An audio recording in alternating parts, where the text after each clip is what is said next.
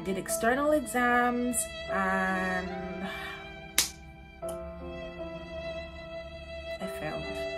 When I say I failed year 12 miserably the first time, I failed. Like, I remember being there on results day and I was like,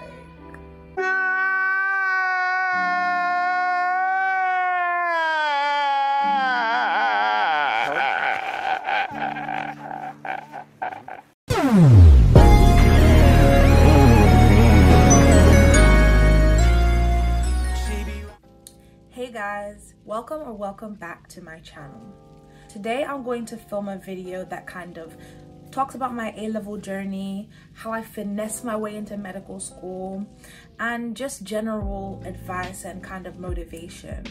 Now, if you're anything like me, you struggled with being motivated to do the best and be the best at everything you do and be motivated just to get the grades in general. And I've had a really hard journey, so to get to where I've gotten, it kind of means a lot to me. I've delayed filming this video for like a year, to be honest, and I feel like it's finally time to just kind of put it all out there, not be ashamed, not be so self-critical, and just kind of share my journey and how I got to where I am. So without further ado, let's get into the video. So for those of you who are new here and wouldn't actually know me or who I am, my name is Victoria Taiwo. I am in my EMDP 1B, so my second year at King's, but my second half, I guess, of my first year of medicine, and I go to King's College London. My A-level journey was a bit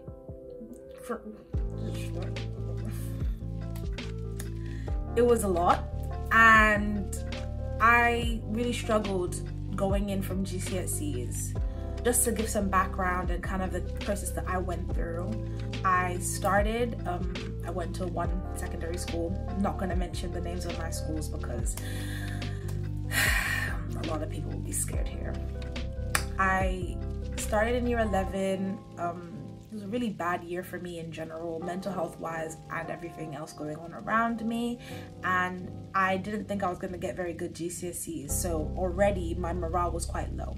I came out with decent GCSEs, 1A star, 8 A's, and negligible grades that we're not going to talk about, and I was hopeful for A-levels. Because I've known that I wanted to study medicine since I was quite young, I decided to study biochemistry and maths because those are the subjects that people kept pushing to me, and those are the subjects I thought you needed to do medicine.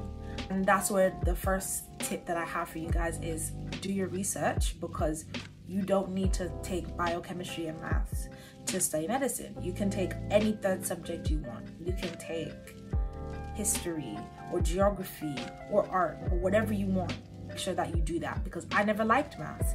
Even though it was my only A star at GCSE, I didn't like maths. It wasn't something I enjoyed. It was just something that at that level I was good at. Fast forward into year 12, part 1. I didn't take it seriously. I was missing lessons. I just wasn't really doing anything. I'd go home, I wasn't really doing anything either. I had been battling with depression in year 11, and it's kind of moved over with me into year 12. Even though it was a new surroundings and it seemed like I was better in terms of my grades and my morale, I just thought like I could get through it the same way I got through year 11 with minimal work. Well, I was wrong, and I did external exams and I failed. When I say I failed year 12 miserably the first time, I failed. Like, I remember being there on results day and I was like, I was heartbroken because I hadn't really ever failed anything in my life. I was in school always deemed as a neek, and that became a part of my personal identity. I didn't have anything else. I didn't have any, oh, she's really good at music or dance or drama or sports. It was just you're unique, play your role.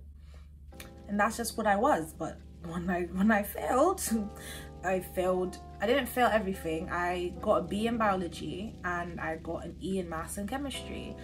And the school that I was at originally said it's either you retake with some BTECs or you have to leave the school.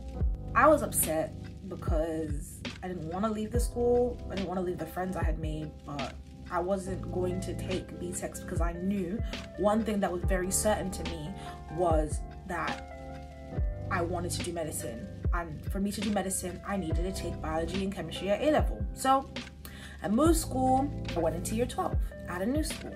So this is year 12 part 2. Now, this is where my journey into medicine kind of started, because I didn't, again, think that I was going to be able to do it, especially after repeating. And I think that was the biggest hurdle that I had to overcome, because some medical schools will reject you. The biggest struggle of year 12 part 2 was, number one, resitting content. I took different exam boards for biology, and I took a whole new subject. Instead of taking maths, I took religious studies. I think that was the best thing for me to do, because I didn't want another subject that was, I don't want to say difficult, because religious studies was difficult, but I didn't want another subject in that area. I wanted something that I could do as a break from biology and chemistry.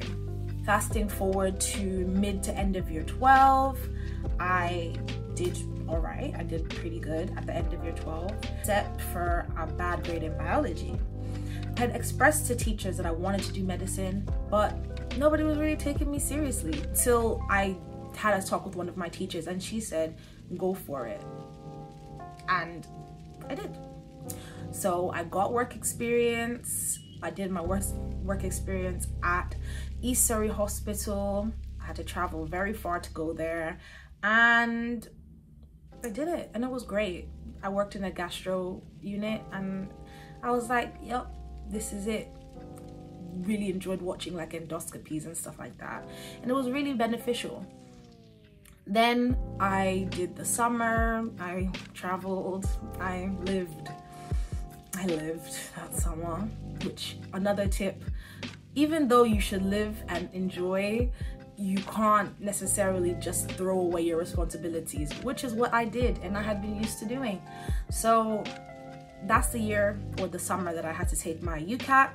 Those of you who don't know, the UCAT is one of the 2 types of entrance exams to take for getting into medical school, and I chose to take the UCAT because I already knew that I wasn't going to be maybe competitive enough for BMAT unis, and I had a high chance of getting rejected initially. So I took the it was the UK CAT at the time, now it's the UCAT, and I did that, and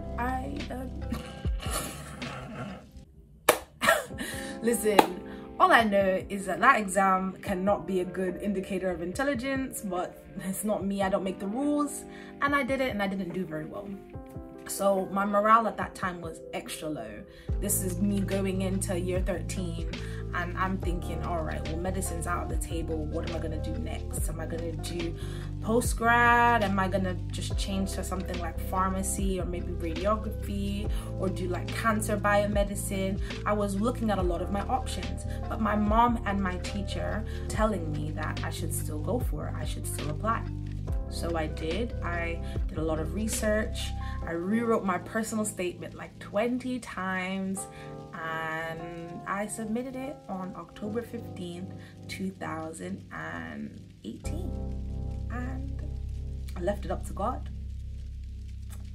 I didn't think I was gonna get any offers, to be honest. I was kind of already getting my heart set on going to Surrey to study biomedical science, and then I got my first rejection.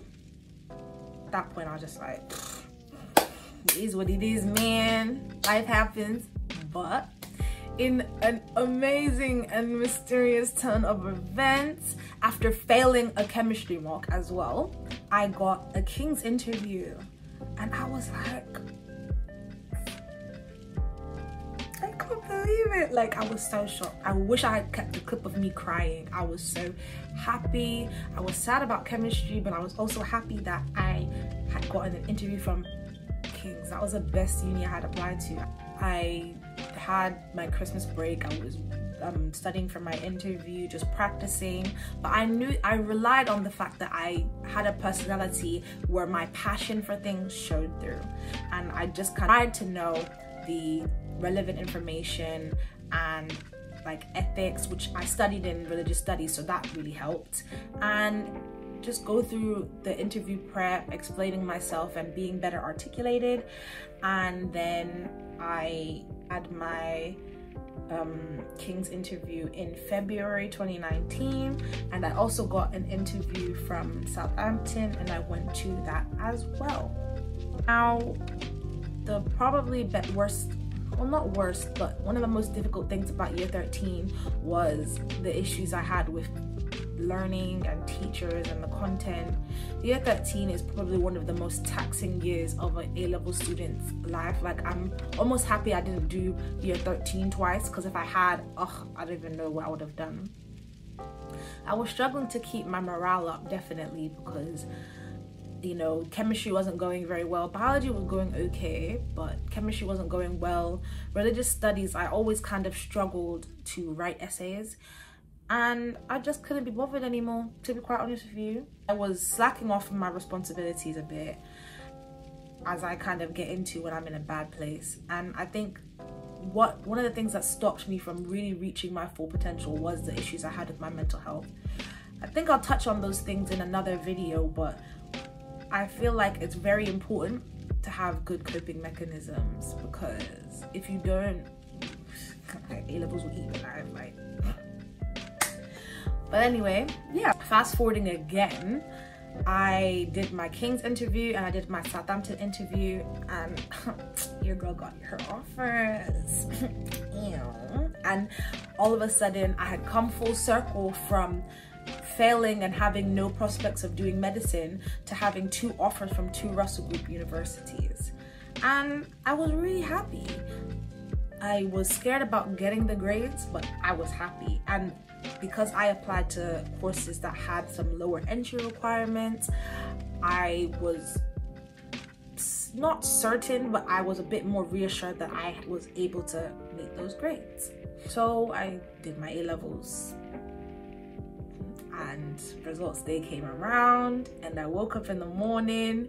I was struggling to sleep that whole summer. I couldn't enjoy holiday, I couldn't enjoy anything. I was on edge all the time, and everything was just really willy-nilly for me. But results day came, and I saw unconditional offer from King's College London. And I was like, say nothing, like, she did it. And I was really happy. Like, I didn't expect it. God did it. It's not even me, it's actually. I feel happy, I feel grateful, and I feel fulfilled. I'm happy because I never expected it, but God gave it to me. Now, here I am. So, I tell you guys this story to say that even though adversity happens in life and you might not get it right the first time around, there's no harm in trying again, and there's no harm in failing to do better again the next time. We learn from our mistakes, we learn from our failures, so we should be willing to do that and go through that process. So some of my top tips for A-level students going into A-levels, students that want to study medicine or any other competitive course that might have not gotten the best grades in year 12, that might have to resit a year, that might have to do their year 13 resits. My first tip is make a plan of action. You need to be organized, and your time management needs to be on point to even be able to accomplish these grades or accomplish these A-levels. I'm not even happy with my grades. Like, to this day, I know that I could have done more and done better, but that's okay because I got to where I'm going. But if you're still in the process, make sure that you time manage the heck out of your schedule. And that doesn't mean cramming 6 hours or 7 hours of revision in one day and leaving it for the rest of the week. That means short amounts and consistency over the weeks and over the months. Make sure you know what content you need to cover and cover it in whatever order you feel is best. Secondly, make sure you have someone to lean on. Ask for help, whether it be from teachers if your teachers aren't reliable, because it happens. Have a friend, have YouTube. YouTube is the best thing. YouTube taught me more than a lot of teachers have taught me in my day. Sorry about that. The fire alarm went off and I've filmed like 5 takes after this, so hopefully this is the last one. So YouTube is an invaluable resource. Teachers may fail, but YouTube will be there forever. Another tip I have for aspiring medical students is to be well-rounded. Like, I had loads to speak about on my personal statement because I had different activities I was doing, like swimming or like other competitions I did when I was in secondary school. Make sure you're well-rounded and you pursue different interests, whether it be music or art. They want people that can function without the constant pressure of being a doctor, because it's just gonna get progressively harder. So they want people that can manage their stress well and can be well-rounded individuals and bring different skills and different kinds of attributes to the table. Another tip is be confident in yourself. Know that you have the capability. Know that you can do it, because that confidence comes through in your interviews. My final tip is just to keep going. Just keep going. Like, I know the tips are a bit, but just keep going. Like, for me, it was difficult to even wrap my head around the fact that I could still do medicine. So whatever you want to do, and if it's your passion, and if it's something that you've dreamt about since you were a baby, or even if it's something that you just recently wanted to do, make sure that you still try. You can do it if you put your mind to it. So that's all from me for today. I'm really emotional right now, to be honest. I can't lie, guys. Like, oh my gosh. But yeah, I hope you enjoyed the video. I hope it was beneficial. I hope that you will share it with somebody, that you'll like, that you'll comment, and that you learned something about me. And I will see you guys in the next one. But until then, bye.